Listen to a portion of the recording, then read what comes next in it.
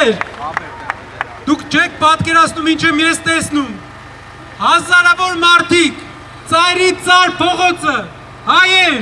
Հասիպով հայեր, շնորհակալ ենք ձեզանից, մենք մեծ ճանապարհ սկսել ենք արդեն, ամեն օր հաջողության օր է լինելու։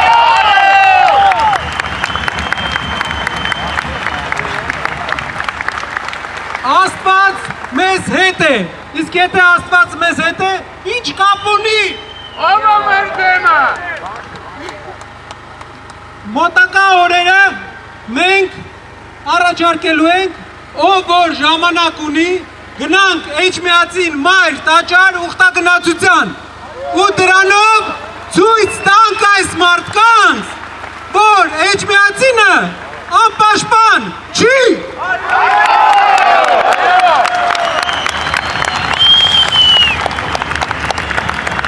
Հայերը